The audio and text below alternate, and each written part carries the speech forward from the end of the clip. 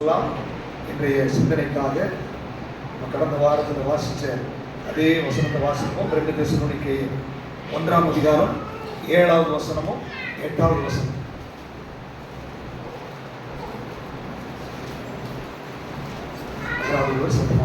தேவனை அறியாதவர்களுக்கும் நம்முடைய கர்த்தராகிய இயேசு கிறிஸ்துவின் சுவிசேஷத்திற்கு கீழ்ப்படியாதவர்களுக்கும் நீதியுள்ள ஆக்கினையை செலுத்தும்படிக்கு கர்த்தராகிய இயேசு தமது வல்லமையின் தூதரோடும் ஜுவாலித்து எரிகிற அக்கினியோடும் வானத்திலிருந்து வெளிப்படும் போது அப்படி ஆகும்.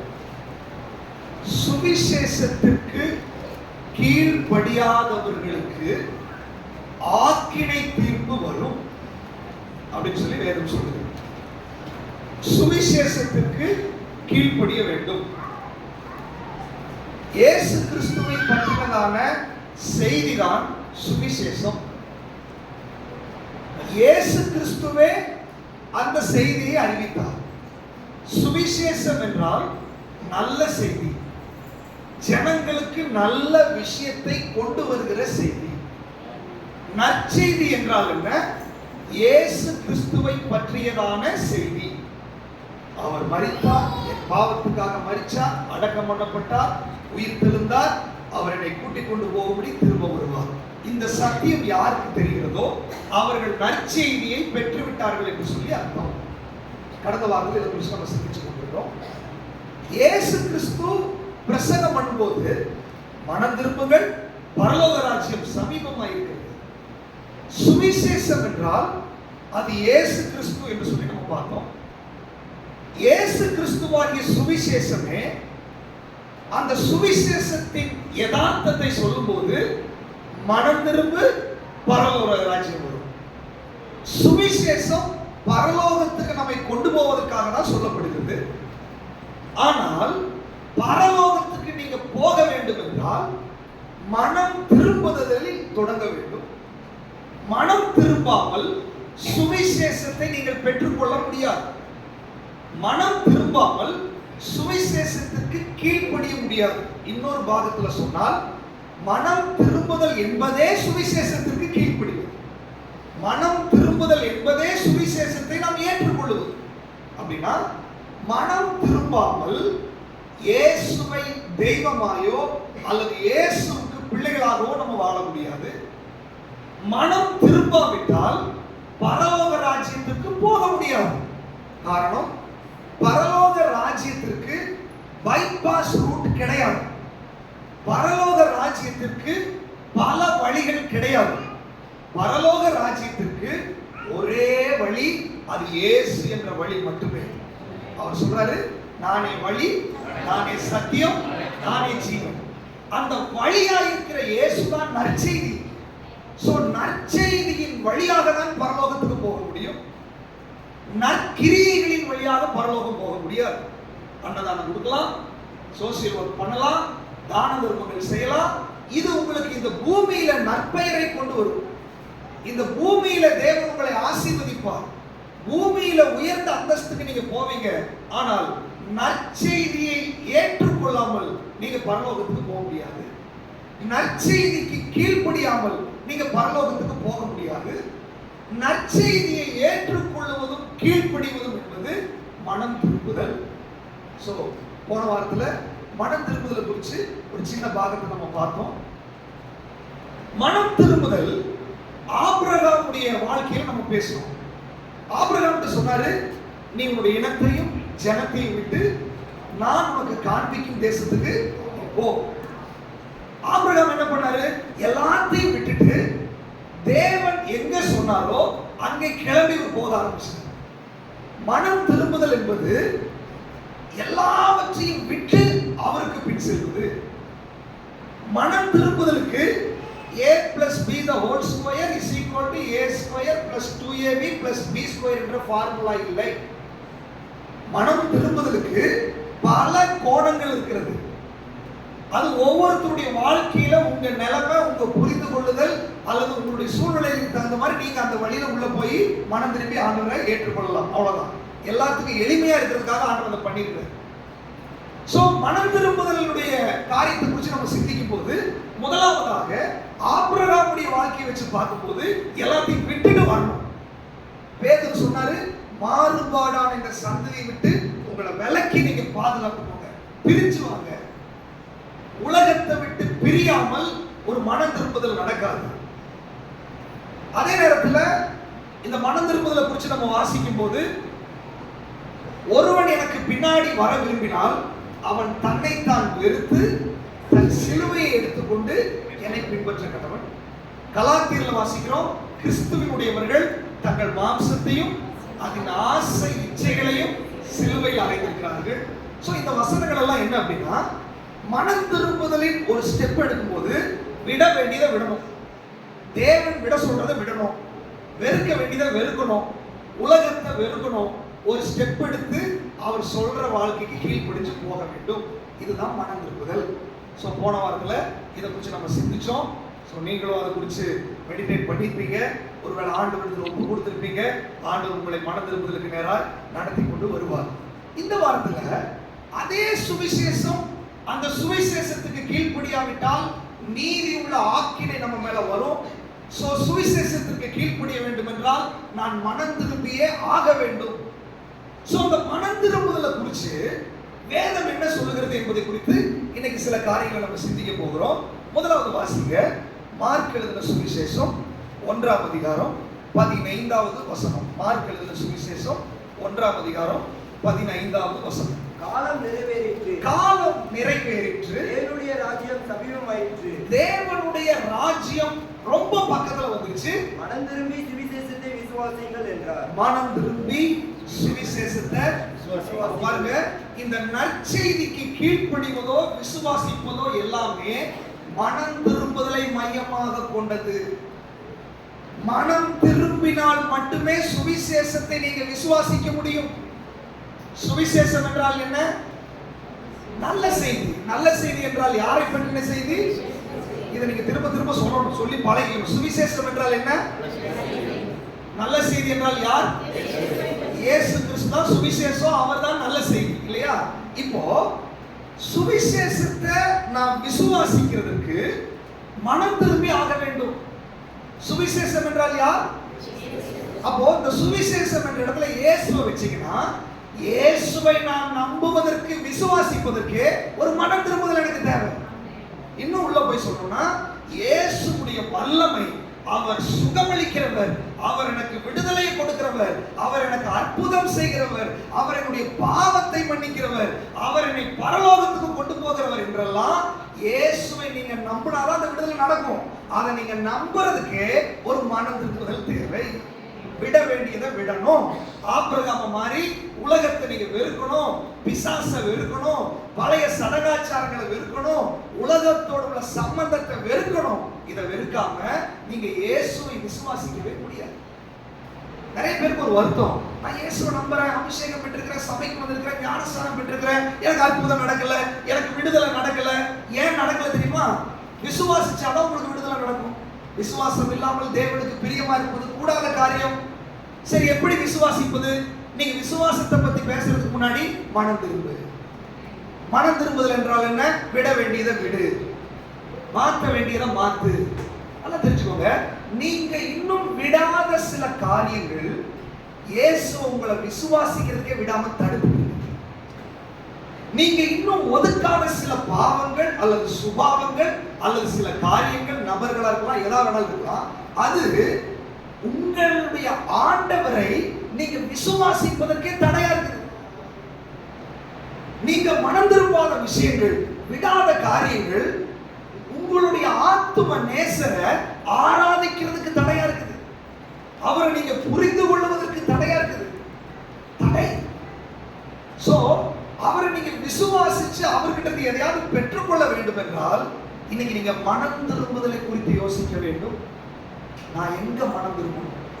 ஆண்டவர்கிட்ட கேள்வி, ஆண்டவர் எனக்கு தெரியல, நான் எந்த இடத்துல மனம் திரும்பணும், இன்னும் எந்த இடத்துல நான் மாற்றணும் நீங்க விரும்புறீங்க, எந்த சுபாவத்தை நான் சேஞ்ச் பண்ணணும் விரும்புறீங்க. ஆண்டவர் காண்பிச்சதுக்கு பிற்பாடு நீங்க கேள்வி, இது எப்படி ஆண்டவரை மாற்றுவது? ஆண்டவர் உங்களுக்கு சொல்லி கொடுப்பார். சிலுவையில எல்லா பெரிய காம்ப்ளிகேட்டடான எல்லாத்தையும் செய்து முடித்து விட்டார். எளிமையான மனம் திரும்புதலின் விசுவாசத்திலே விடுதலை ஆண்டவர் வைத்திருக்கிறார். இதை ஒரு டஃப்பா வச்சு உங்களை வேதனைப்படுத்த வேண்டும் என்பது ஆண்டவருடைய விருப்பம் அல்ல. என் பிள்ளைகள் எளிமையாய் இந்த ஆசீர்வாதத்தை பெற்றுக்கொள்ள வேண்டும். அவர் சொன்னார், வருத்தப்பட்டு பாரம் சுமக்கிறவர்களே நீங்க எல்லாம் இடத்துல வாருங்கள், நான் உங்களுக்கு இளைப்பாறுதல் தர்றேன். இது சும்மா எல்லாம் சொல்லல. அப்படி அவர் வாக்குத்தத்தம் கொடுத்துட்டோம். ஏன் நீங்க பாரத்தோட இருக்கிறீங்க? ஏன் நீங்க பாரத்தை சுமக்கிறீங்க? ஏன் உங்களுக்கு விடுதலை இல்லை? ஏன் உங்களால பாவத்தை மேற்கொள்ள முடியல? ஏன் இன்னும் இந்த இயேசுவின் சுவிசேஷத்துல சொல்லப்பட்ட அத்தனை விடுதலைகளையும் ஆசீர்வாதங்களையும் பெற்றுக்கொள்ள முடியாதபடி ஏன் ஸ்ட்ரகிள் ஆகிறோம்? ஏன் வாழ்க்கையில எல்லா ஆவிக்குரிய காரியங்களும் தடையாகுது? ஆண்டவர் சொல்றாரு, நீ இங்கேயோ மனம் திரும்புறதுக்கு உன்னை விட்டு கொடுக்க மாட்டேங்கிற. உங்ககிட்ட ஒரு குறை இருக்குது என்பதை நீ ஒத்துக்கொள்ள மாட்டேங்கிற. நீ தேவ சமூகத்துல என்னை நீங்க வேதனை உண்டாக்கும் வழி இடத்தில் உண்டோ என்று பார்த்து என்னை நீங்க பரிசோதனை பண்ணுங்க ஆண்டவரே, என்னை ஆராய்ந்து அறியுங்க ஆண்டவரே என்று சொல்லி நீங்க விட்டு கொடுக்க மாட்டேங்கிறீங்க. ஒருவேளை உங்களுக்கு அது புரியலையோ இல்லையோ, இன்னொருத்தர் சொல்லும் போது ஆண்டவர் உங்களோடு பேசுகிறார் என்பதை நீங்க மறந்து போறீங்க. ஆண்டவர் தான் என் மனைவி மூலமா பேசுறாரு, ஆண்டவர் தான் என் கணவன் மூலமா பேசுறாரு, ஆண்டவர் தான் சில நேரத்துல பிள்ளைகள் மூலமா பேசுறாரு, ஆண்டவர் தான் சில நேரத்துல விசுவாசிகள் மூலமா பேசுறாரு என்பதை மறந்து போய் விடுகிறோம். ஆண்டவர் சொல்றாரு, மனம் திரும்புதலுக்கு உங்க வாழ்க்கையை நீங்க ஒப்பு கொடுத்தா அடுத்த ஸ்டெப் இயேசுவை நீங்க விசுவாசிக்க முடியும். இயேசுவை நீங்க விசுவாசிச்சா நீங்க அவரை எப்படி விசுவாசிக்கிறீர்களோ அப்படி அந்த வெளிப்பாடு, அந்த விடுதலை உங்களுக்குள்ள வெளிப்பட ஆரம்பித்துவிடும். ஹல்லேலூயா, ஹல்லேலூயா. சோ மனம் திரும்பி சுவிசேஷத்தை விசுவாசிக்க வேண்டும்.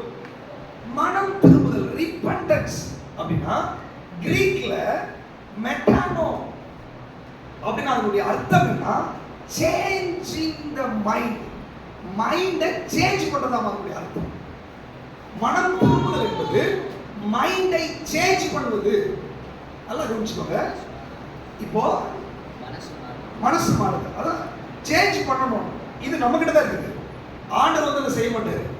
இப்போ உதாரணத்துக்கு, இப்போ எனக்கு வந்து ஒரு முக்கியமான ஒரு லோனோ அல்லது எனக்கு ஏதோ முக்கியமான ஒரு ஆசீர்வாதம், இப்போ உதாரணத்துக்கு எனக்கு ஒரு கிஃப்ட் கொடுக்குறாங்க, ஒரு கார் கிஃப்ட் கொடுக்குறாங்க, எங்க ஊட்டியில் கொடுக்குறாங்கன்னு வச்சுக்கோங்க.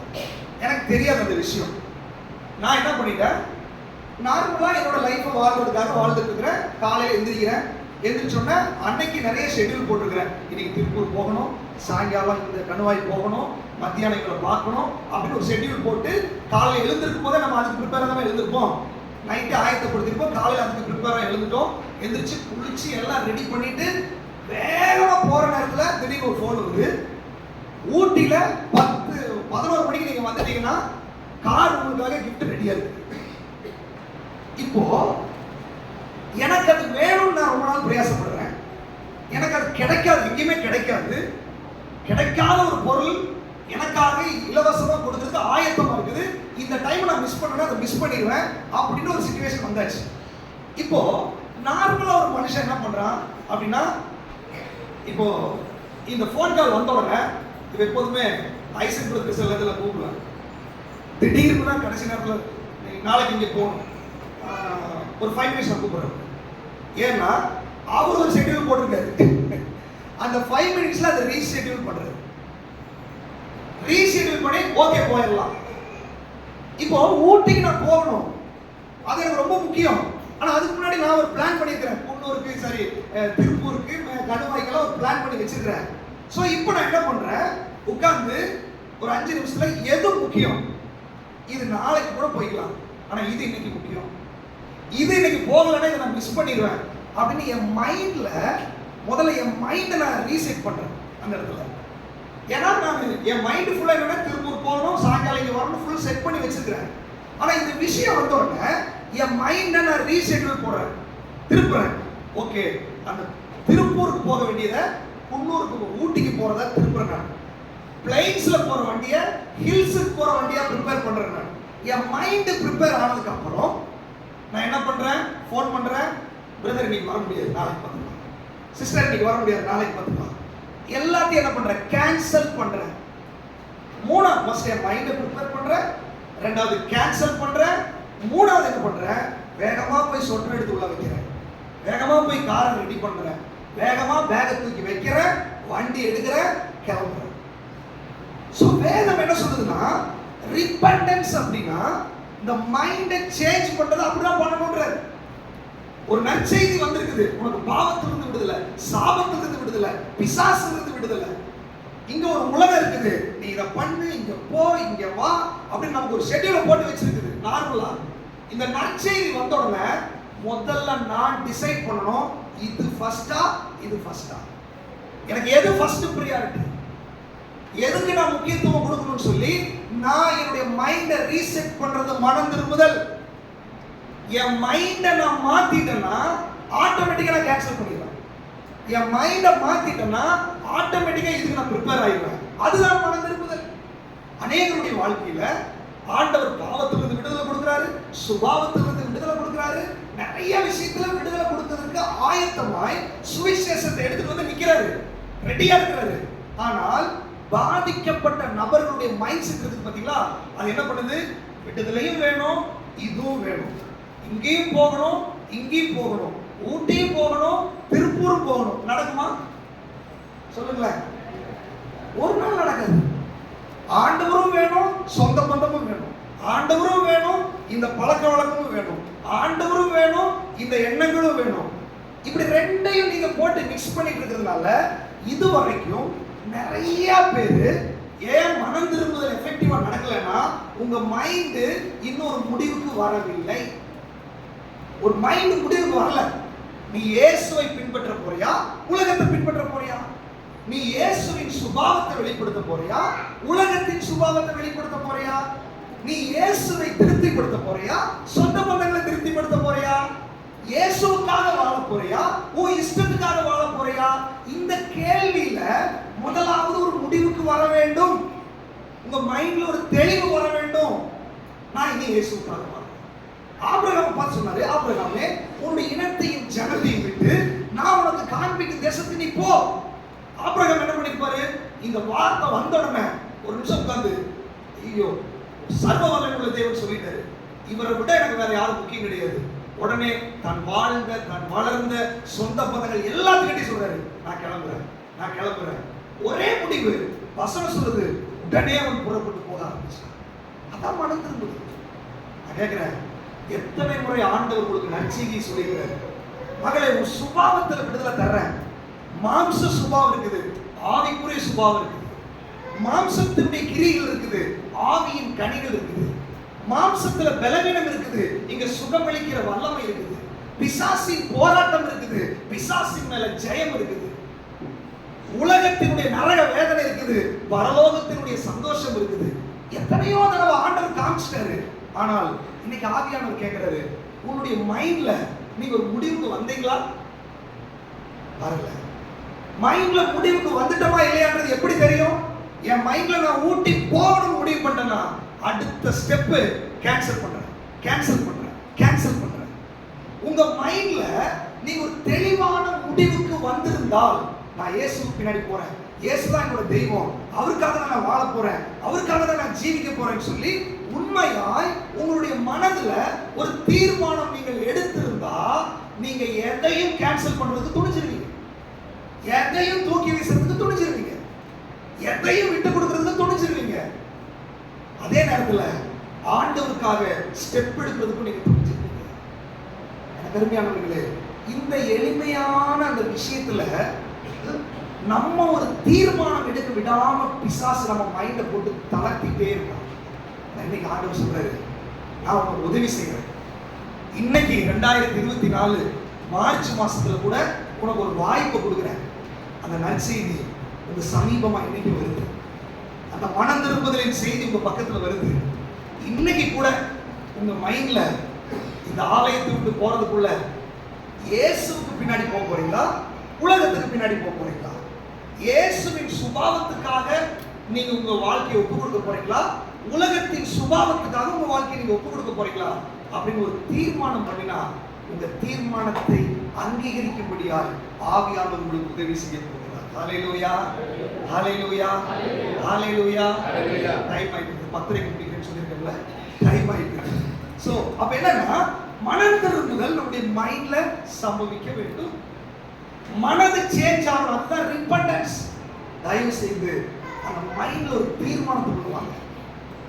அது ஒரு வித்தியாசமான அனுபவம். நீங்க ஒரு தீர்மானம் எடுத்தீங்கன்னு வச்சுக்கோங்களேன், ஆண்டவர் அதை என்னோட வாழ்க்கையில் நான் நிறைய அனுபவிச்சிருக்கேன். என்னன்னா அப்படியே யோசிப்பேன், தேவை கிடையாது இது அப்படின்னு சொல்லிட்டு ஒரு முடிவு பண்ணி வேண்டாம்னு சொல்லிச்சுங்களேன், ஒரு வைராக்கியம், ஒரு தைரியம் நமக்குள்ள வர ஆரம்பிச்சு, ஒரு அபிஷேகம் நமக்குள்ள அதிகமாக ஆரம்பிச்சு. என்னைக்கெல்லாம் ஆண்டவருக்காக சில காரியத்தை நீங்க நோ சொல்றீங்களோ அன்னைக்கு உங்களுடைய மனம் திரும்புதல் அதிகமாகி கொண்டே இருக்க ஆரம்பிச்சு.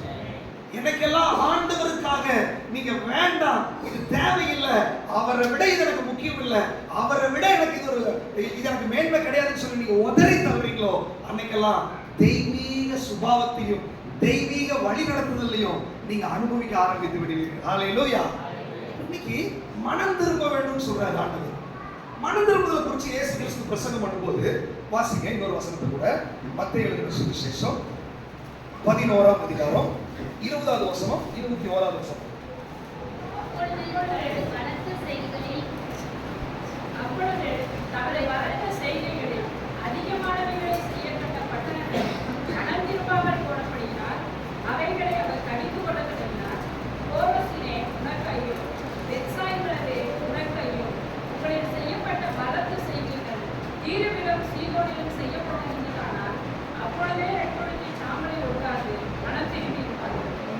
இப்போ நல்லா கவனிச்சுக்கோ, நான் வேகமா முடிச்சிருவேன், டைம்ல முடிச்சிருவேன், அவ்வளவுதான். அப்ப என்னன்னா மனம் திரும்புதல் அதை குறித்து இயேசு கிறிஸ்து பிரசங்கம் பண்ணும்போது என்ன சொல்றாரு அப்படின்னா, கோர்வசினே, இன்னொரு படம் என்னது, பெத்சாயிதா, உனக்கு ஐயோ அப்படின்னா அந்த பட்டணத்துல எல்லாம் இயேசு போய் மனம் திரும்புதலின் சுவிசேஷத்தை பிரசங்கிச்சிருக்கிறார். மனம் திரும்புங்க, பரலோக ராஜ்யம் சமீபமா இருக்குது சொல்லியிருக்கிறார். அந்த பட்டணங்கள் மனம் திரும்பல அப்படின்னா அவங்க மைண்ட்ல ஒரு தீர்மானத்துக்குள்ள வரல, அல்லது இயேசுதான் முக்கியம், உலகம் எனக்கு வேண்டாம்னு அவங்க நினைக்கல. இன்னொரு பாகத்தில் சொல்லணும்னா, நீர் என்ன வேணாலும் சொல்லுங்க ஆண்டவரே, எனக்கு உலகமும் என்னுடைய ஆசையும் என்னுடைய விருப்பமும் தான் முக்கியம்னு சொல்லி அவங்க தீர்மானம் எடுத்துட்டாங்க. சோ இயேசு அவங்களை பார்த்து பரிதாபமா சொல்றாரு, உனக்கிட்ட செய்யப்பட்ட பலத்த காரியங்கள் வேற எந்த பட்டணத்துல, தீர்விலும் சீதோனிலும் செய்யப்பட்டிருந்தா அவங்க என்ன பண்ணுவாங்களாமா, ரெட்டுடுத்தி சாம்பலில உட்கார்ந்து ஆண்டவர் சொல்றாரு, மனம் திரும்பாத பட்டணங்களை பார்த்து கடிந்து கொள்ளுகிறார். உங்கள்கிட்ட எத்தனை அற்புதம் பண்ண, உங்கள்கிட்ட எத்தனை வசனத்தை பிரசங்கிச்சிருக்கிறேன், எத்தனை தடவை ஊழியக்காரங்க கிட்ட பேசியிருக்கிறாரு, எத்தனை முறை இந்த வார்த்தை உன் காதுல வந்துருச்சு. அப்போ ஆண்டவர் சொல்றாரு, கோரேசினே, பெத்சாயிதாவே, உனக்கு ஐயோ.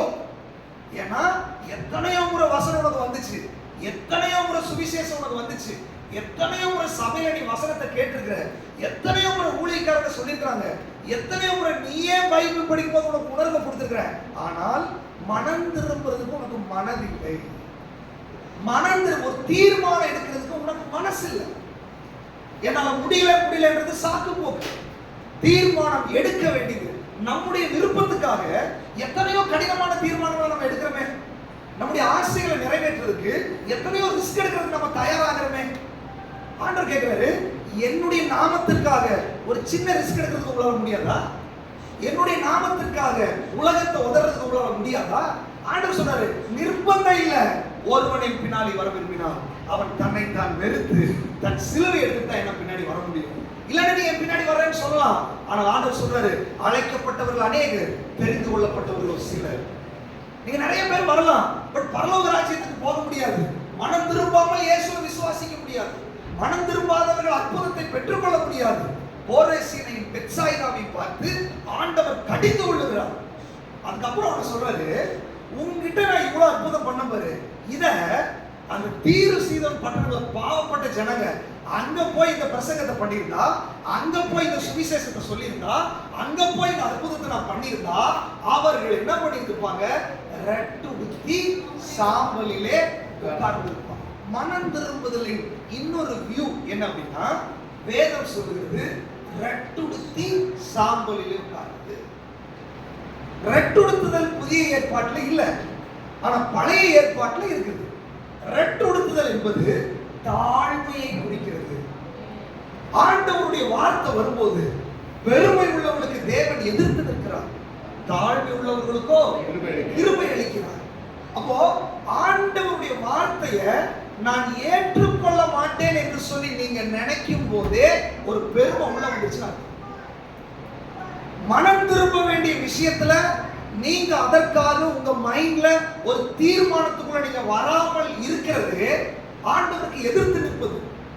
ஏன்னா எத்தனையோ முறை சொல்றாரு, நீங்க சொல்லிட்டே இருங்க, நான் என் இஷ்டப்படி தான் வாழுவேன். நீங்க சொல்லிட்டே இருங்க, நான் உங்க மேலதான் பழிய போடுவேன். என் மேல முடியலன்னு சொல்லி ஆண்டவர் மேலதான் பழிய போடுவேன் ஒழிய நான் தீர்மானம் எடுக்க மாட்டேன், நான் ஒரு முடிவு எடுக்க மாட்டேன், நான் ஒரு வைராக்கியம் ஒரு தீர்மானம் எடுக்க மாட்டேன். நான் கேட்கிறேன், இங்க இத்தனை பேர் நம்ம உட்கார்ந்து இருக்கிறோம், நம்முடைய வாழ்க்கையில நம்ம பிறந்ததுல இருந்து இல்லைன்னா நமக்கு நினைவு தெரிஞ்ச நாள்ல இருந்து எத்தனையோ ஸ்ட்ராங்கான தீர்மானங்கள் எல்லாம் நம்ம எடுத்துக்கணும்ல?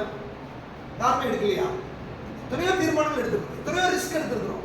ஒரு முடிவு பண்ணா அதை செஞ்சிருவோம். நான் கேட்கிற ஆண்டவர் கேட்கிறாரு, உன்னுடைய சந்தோஷத்துக்கெல்லாம் நீ முடிவு எடுத்தியே, என்னுடைய சந்தோஷத்தை நிறைவாக்குவதற்கு, இன்னும் சொல்ல போனா மனம் திரும்புகிற ஒரு பாவி நிமித்தமாய் பரலோகத்துல தூதர்கள் மத்தியில மிகுந்த சந்தோஷம். அது அவருக்கு மட்டும் சந்தோஷம் இல்ல, நமக்கும் நித்திய சந்தோஷம் வரப்போகுது. இந்த ஒரு காரியத்துக்காக ஏன் நீ வைராக்கியம் ஒரு தீர்மானம் எடுக்க மாட்டேன்? ஏன் வைராக்கியம்? அப்போ மற்றதுக்கெல்லாம் வைராக்கியம் இருக்குது, இதுக்கு ஏன் வைராக்கியம் வர மாட்டேங்குது? அந்த வைராக்கியம் வராமல் இருப்பது ஒரு பெருமை. எதிர்த்து நிற்கிறோம். வேகமாக வாசிங்க 2 வசனத்தை. 1 ராஜாக்கள் 21ஆம் அதிகாரம் 20 29வது வசனத்தை மட்டும் வாசிங்க. வீட்டில் போய் நீங்க 20 வாசிங்க வேகமாக. 1 ராஜாக்கள் 21 29வது வசனம். ஆகாப் எனக்கு முன்பாக தன்னை தாழ்த்தினதை கண்டாயா? அவன் எனக்கு முன்பாக தாழ்த்துகிறபடினால்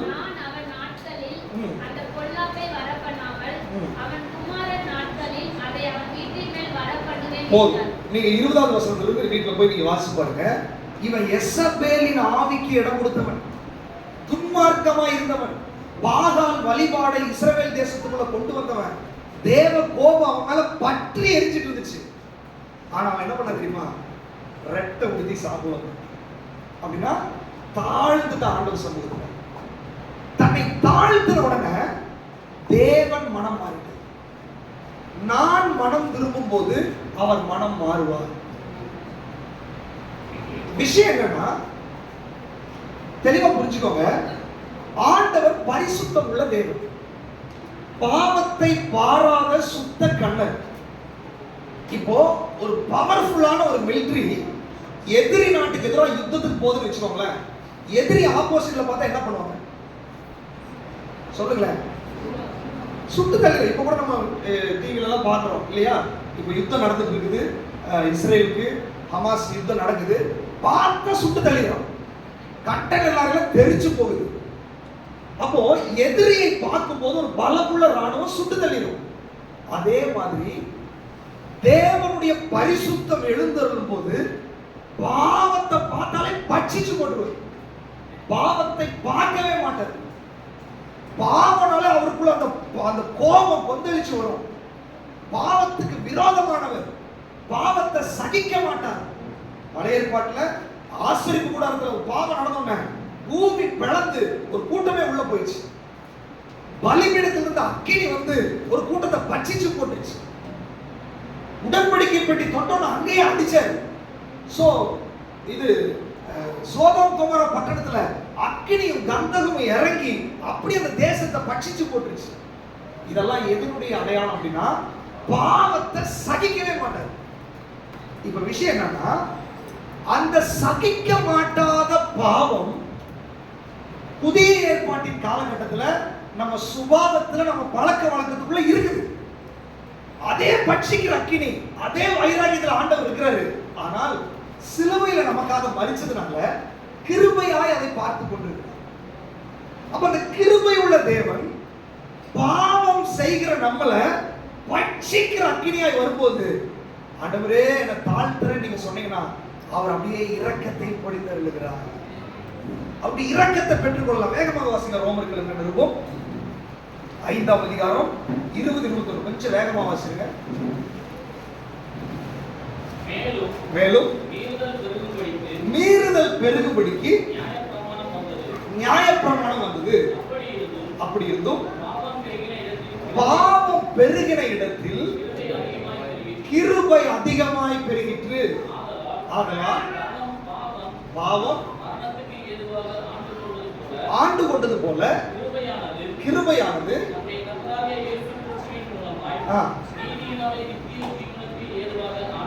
நித்திய ஜீவனுக்கு ஏதுவாக ஆண்டு கொண்டது. நல்லா கவனிச்சுக்கோங்க. பாவம் பெருகிற இடத்துல கிருபையும் பெருகி இருக்குது. அப்ப ஆண்டவர் சொல்றாரு, எனக்குள்ள பட்சிக்கிற கோபத்தை கொண்டு வருகிற பாவம் உன் சுபாவத்தில் இருக்குது. அழிச்சு போடக்கூடிய கோபத்தை கொண்டு வருகிற பாவம் உங்களுடைய நடவடிக்கையில் இருக்குது, உங்க வாழ்க்கையில் இருக்குது. உண்மைதான். ஆனால் சிலுவையில் நாம் உன் பாவத்துக்காக மரிச்சதுனால பாவத்தை பார்த்தோம்னா கோபம் வர்றதுக்கு முன்னாடி கிருபை அதிகமா வருது, இரக்கம் அதிகமா வருது. ஆனா விஷயம் என்னன்னா, அந்த கிருபையும் இரக்கமும் என் மேல வந்து அந்த பாவத்திலிருந்து அக்கிரமத்திலிருந்து நான் விடுதலையாகி நீதிக்கு அடிமையாய் மாறுறதுக்கு நான் ரெட் உடுத்தி சாப்பிடணும். நான் என்னை தாழ்த்தேன். நல்லா புரிஞ்சுக்கோங்க. பாவத்தை அவர் சகிக்க மாட்டார். பாவம் பெருகிற இடத்துல அவருடைய கிருபை அதிகமாய் பெருகி இருக்குது. ஒருவேளை கிருபை மட்டும் இல்லைன்னா இன்னைக்கு நம்மளால உயிரோட இருக்க முடியாது. நம்ம பண்ண பாவம் இன்னைக்கு உட்கார்ந்து இருக்கிற நம்முடைய உள்ளத்தை ஆண்டவர் பார்த்துட்டு இருக்கிறார். நம்ம எத்தனை துரோகம் பண்ணி ஆண்டவர் பார்த்துருக்கிறார். ஆனா என்ன தெரியுமா விஷயம், அவருடைய கிருபை அதிகமா இருக்கிறதுனால நம்ம மேல தண்டனை வரவே இல்லை. தண்டனை வரலன்றதுக்காக நம்ம அப்படியே விட்டு நம்ம நரகத்துக்கு தான் போவோம். ஆனா ஆண்டவர் என்ன சொல்றாரு, தண்டனை வராம நிறுத்தி வச்சிருக்கப்பா, நீ ஒன்ன மட்டும் செய். ஆக விபச்சாரம் பண்ணவன், விக்கிரகத்தை கொண்டு வந்தவன், எனக்கு கோபம் ஊட்டினவன், அவனே ரெட்டு கொடுத்தனவன நான் இரக்கம் பாராட்டிட்டேன். நீ என்னுடைய பிள்ளை அல்லவா, உனக்காக நான் உயிரை கொடுத்திருக்கிறேன் அல்லவா, உனக்காக ரத்தம் சிந்திருக்கிறேன் அல்லவா. ஆண்டவரே என்னை தாழ்த்துற ஆண்டவரே, என்னை தாழ்த்துற ஆண்டவரே. ஒரு வார்த்தை நீங்க சொல்லி பாருங்க, கிருபை உங்க மேல வெளிப்படுத்தப்பட்டிருக்கிற கிருபை உங்களுக்கு உள்ள இறங்க ஆரம்பித்திருக்கிறது. இன்னும் சொல்ல போனா, எனக்குள்ள சுபாவத்துல மாற்றம் இல்லை, என்னுடைய செயல்கள மாற்றம் இல்லை, பாவத்தின் மேல எனக்கு ஒரு ஜெயம் இல்லை, மன நிரும்புதல் இல்லை. இதுதான் என்னுடைய பிரச்சனை. ஆனா ஆண்டவர் கேட்கிறது, என்னைக்காவது ஒரு நாள் எந்த சுபாவம் உங்களுக்கு பிரச்சனையா இருக்குதோ, எந்த பாவம் உங்களுக்கு பிரச்சனையா இருக்குதோ, அந்த பாவத்துக்காக அந்த சுபாவத்துக்காக ஒரு நாள் டைம் எடுத்து தேவ சமூகத்துக்கு போய் உங்களை தாழ்த்தி, ஆண்டவரே என் மேல கிருபையா இருப்பா, இந்த சுபாவத்தில் எனக்கு விடுதலை இல்லை, இந்த சுபாவத்தை மாற்றுறதுக்கு தானே நீங்க சிலுவையில முள்மூடி சொல்றீங்க, இந்த பாவத்திலிருந்து விடுதலை கொடுக்கறதுக்கு தானே நீங்க கைகள்ல கால்கள் ஆணிகள் அடிக்கப்பட்டீங்க. ஆண்டவரே அந்த கிருபை இருக்கிறதுனால தான் நான் தப்பிச்சிட்டு இருக்கிறேன். அந்த கிருபை மேல மட்டும் இருக்கக்கூடாது ஆண்டவரே, எனக்கு உள்ள வெளிப்பட்டு நான் நீதிக்கு அடிமையாய் மாறணும். நீதி என்னை ஆண்டு கொள்ளணும், பாவம் என்னை ஆண்டு கொள்ளக்கூடாது. கிருபையை நான் அனுபவிக்கணும் ஆண்டவரே, என்னை தாழ்த்துற ஆண்டவரே. எனக்கு அது தேவ சமூகத்துக்கு நம்ம போயிருக்கிறோமா? நான் பிஸி, அது பெருமை. எனக்கு டைம் இல்லை, பெருமை. எப்படி ஜெபம் பண்றதுன்னு தெரியல, பெருமை. எப்படி ஜெபம் பண்றதுன்னு தெரியாதா? ஒரு பிரச்சனை வரும்போது ஒருத்தர்கிட்ட ஆபத்துன்னு கூப்பிடும்போது எப்படி கூப்பிடுறதுன்னு தெரியலன்னு சொல்றீங்களா? இல்ல, நமக்கு ஒரு பிரச்சனை மட்டும் கரெக்டா தெளிவா கேட்கிறோம்ல. உங்களுக்கு விடுதலை வேணும்னா நீ ஆண்டவர் சமூகத்தில் உன்னை தாழ். ஆண்டவர் சொல்ற தீர்ப்பு வச்சுக்க. ஆகாப் தாழ்த்தினதை பார்த்தையா? ஆகாப் தாழ்த்திருக்கிறான் பாரு, என்னால இரக்கம் செய்யாமல் இருக்க முடியாது. இன்னைக்கு ஆண்டவர் சொல்றாரு, இங்க இருக்கிற யாரும் எனக்கு இன்னும் விடுதலை இல்ல, ஒரு மனம் திரும்புதல் இல்ல, மைண்ட செட் பண்ண முடியல, ஒரு தீர்மானம் எடுக்க முடியல, பரிசுத்த வாழ்க்கை வாழ முடியல, சுவிசேஷத்துக்கு கீழ்ப்படிய முடியல, இயேசுவின் அன்பை அனுபவிக்க முடியல அப்படின்னா இன்னைக்கு ஆண்டவர் சொல்றாரு, உன்னுடைய அந்த விஷயத்திற்காக என் சமூகத்துல நீ உன்னை தாழ்த்தினால் தாழ்மை உள்ளவர்களுக்கு அவர் கிருபை அளிக்கிறவராய் இருக்கிறார். என்ன தாழ்த்துற ஆண்டவரே, என் சுபாவத்தை தாழ்த்துற, நான் யாரையும் குறை சொல்ல மாட்டேன், நான் தான் குற்றவாளி, என்கிட்ட பலவீனம் இருக்குது, என்கிட்ட குறைகள் இருக்குது, நான் என்னை ஒப்பு கொடுக்கிறப்பா. எதிரியின் கூட்டத்துக்கு எதிரா யுத்தம் அணிவகுத்துட்டு போகும்போது துப்பாக்கி எடுத்துட்டு போனா அவன் கையை தூக்குறான்னு வச்சுக்கோங்களேன், சுட மாட்டான், சரண்டர் ஆயிட்டான்னு அர்த்தம். நான் கேட்கிறேன், ஒரு மிலிட்டரி ஒரு சாதாரண மனுஷன் கையை தூக்குனா விடுறானே, உங்களுக்காக எனக்காக ஜீவனை கொடுத்தவர், கல்வாரி சிலுவையில ரத்தம் சிந்தினவர், அவர் சமூகத்துல நீ போய் ஒரு நாள் உட்கார்ந்து உன்னை தாழ்த்தும் போது உன் சுபாவத்துல விடுதலை கொடுக்க மாட்டாரா? உன்னுடைய பாவத்திலிருந்து விடுதலை கொடுக்க மாட்டாரா? உன்னுடைய அக்கிரமத்திலிருந்து விடுதலை கொடுக்க மாட்டாரா? உங்களுக்கு மனதில்லை, மனம் திரும்ப மனதில்லை. மனதை நீங்க தான் மாற்றிக்கொள்ள வேண்டும். இன்னைக்கு ஆண்டவர் சமூகத்தில் ஒப்பு கொடுக்கணும். ஆண்டவரே, நான் என்னை தாழ்த்த போறேன். அவர் சொல்றாரு, தீருவிலும் சீதோனிலும் நான் இதை சொல்லியிருந்தா அவர் ரெட்டுடுத்தி சாம்பலும் உட்காந்துருப்பாரு. கோரேசினு பெட்சாய்தாவு உனக்கு ஐயோ. இன்னைக்கு கோரேசினும் பெட்சாய்தாவும் மாதிரி இருக்க போறீங்களா? தீரு சீதோன் மாதிரி இருக்க போறீங்களா? இன்னைக்கு ஆண்டவருக்கு ஒப்பு கொடுக்க போறோம். அப்படியே கண்களை மூடி ஆண்டவருடைய இரக்கத்துக்காக கெஞ்சுங்க.